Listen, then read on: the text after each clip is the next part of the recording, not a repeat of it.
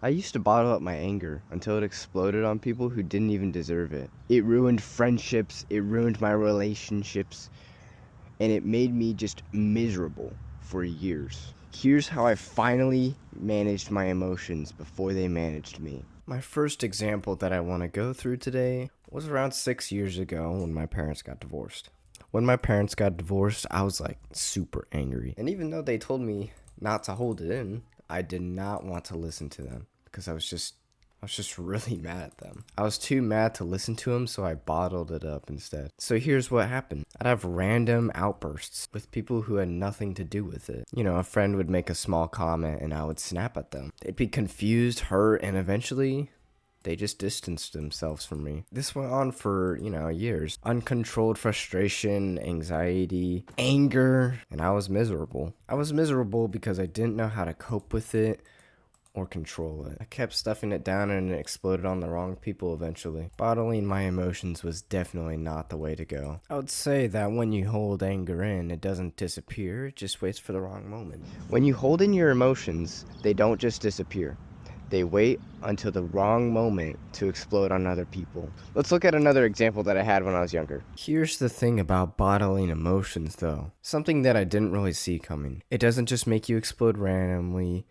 It turns you into someone toxic. And that toxicity becomes a habit that's incredibly hard to break. Ooh, by junior high and sophomore year, all the bottled up anger put me into this terrible loop. And in my weights class, I'd watch other kids laughing, joking around, and I hated it. These kids seemed so carefree. So without even subconsciously thinking about it, I started trying to break them down to my level. Whenever they mentioned homework or something, I'd be like, oh, you're being lazy. Whenever they made a joke, I would say that's stupid. I was actively pissing them off because if they were miserable too, subconsciously I'd feel better about myself. And here's the scariest part. This became automatic. It became a habit. It had become my default.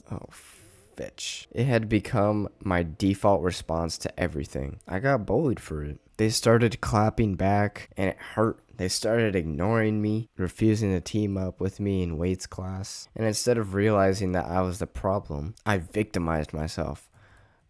I made it their fault in my head. Making other people miserable had become my way of coping. I was trapped in a terrifying pattern. Bottled anger led to me lashing out on others, which then made me feel rejected, and then I'd bottle more anger and repeat. Trying to break this cycle took me years. So when you drag other people down, I want you to be aware that it could potentially isolate you even more. And this is a very sneaky side effect that I didn't even know was happening to me until it was too late. From what I've learned is that hurting others doesn't heal you. It just makes you feel terrible. Which brings me to my next example. So this next topic that I don't really like talking about, but I feel is really important when it comes to managing it. So last year I was on a phone call with my girlfriend during this time. We started making jokes about relationship roles just because we thought it was super messed up. We were on the topic of what makes a man. This topic came up just randomly because we were on it. And then my girlfriend's mom commented, "It seems like your girlfriend is playing the role of a man more than you are." What? I got angry, but instead of saying, hey, that actually bothered me, I shut down and I dismissed it as a joke. I let it eat me from the inside. A few days later, I called her on a Friday night and I just absolutely unloaded all of my emotional anger on that. It wasn't okay to say I wasn't doing a good job as a man, which honestly I wasn't, but I lied to make a point. She pointed out my lack of humor and that I couldn't just take a joke, and she was right. I got mad again, shut down again, checked out, and we never spoke to each other after that. I lost somebody I cared about because I didn't know how to communicate when I was angry. I just bottled it up and let it explode. So, to summarize what I just said, shutting down does not equal problem solving. Avoiding your anger doesn't make it go away. It just delays the damage. So now I'm lonely. No friends, no girlfriend. Completely miserable. I had that moment of realization that this sucked. And the problem, this needs to stop. But how? I've been doing this for years. I didn't know any other way to deal with anger. So this is when I started finding solutions because I was done with it. Finally done feeling like crap. And I've got a few recommendations that can help you. This is when I finally started looking for solutions and they actually worked. One day I was getting mad about having to do chores around the house. My parents noticed and told me, just go for a walk. Walk it off. I had no idea how helpful this would be, but I was desperate in anything that would help me. So I did it. I walked around the block. I exhausted myself physically, and when I came back, I wasn't angry anymore. I couldn't believe it. My anger was gone. So here's what I learned. Your anger can be used for energy to exhaust it out. Your blood fills with adrenaline.